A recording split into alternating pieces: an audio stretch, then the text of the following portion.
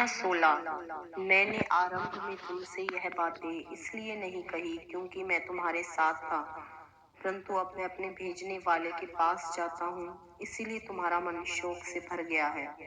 तो भी मैं तुमसे यह सच कहता हूँ कि मेरा जाना तुम्हारे लिए अच्छा है।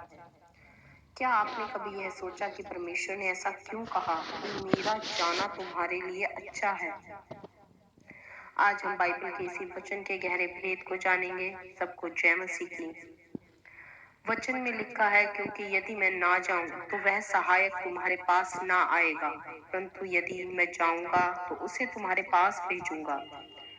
मैंने अपनी पहली वीडियोस में भी यह बताया है कि सहायक मतलब परमेश्वर पिता का आत्मा, जो इस धरती पर हमें परमेश्वर ने सबसे बड़ा वरदान दिया है।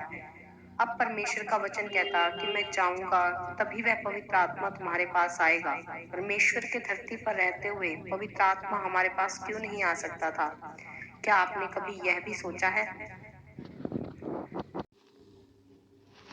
इसके लिए मैं आपको एक बहुत ही छोटी सी स्टोरी सुनाती हूँ, ताकि आप इस वचन को बहुत आसानी से समझ सकें।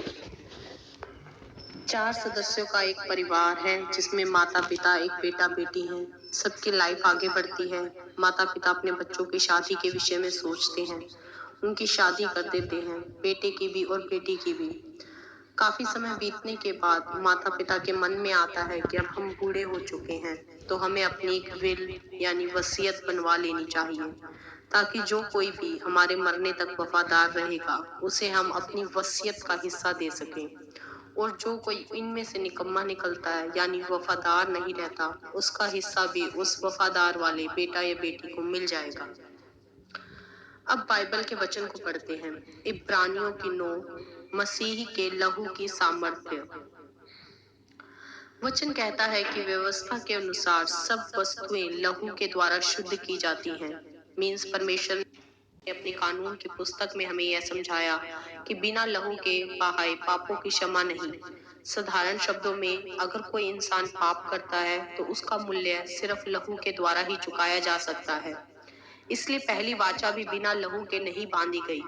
जब मूसा सब लोगों को व्यवस्था की हर एक आज्ञा सुना चुका, तो उसने भी बछड़ों और बकरों का लहू लेकर पानी और लाल ऊन और जूफा के साथ उस पुस्तक पर और सब लोगों पर छिड़क दिया और कहा कि यह उस वाचा का लहू है जिसकी आज्ञा परमेश्वर ने तुम्हारे लिए दी है।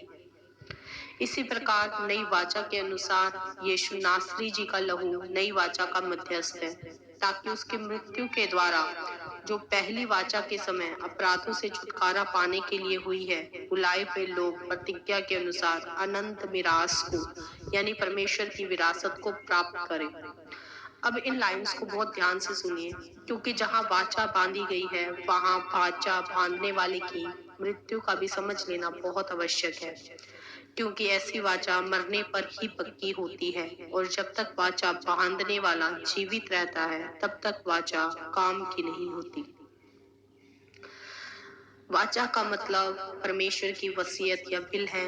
यहोवा परमेश्वर की व्यवस्था के अनुसार जैसे एक वसीयत की असली वैल्यू उस वसीयत के बनाने वाले के मरने के बाद होती है और उसके संतान को सारी प्रॉपर्टी मिलती है, वैसे ही यीशु नासरी जी की वसीयत के अनुसार उनकी वाचा के अनुसार उनके मरने के बाद ही उनकी सबसे बड़ी प्रॉपर्टी यानी पवित्र आत्मा उनकी संतानों को यानी हम चुने हुओं को मिल सकती थी।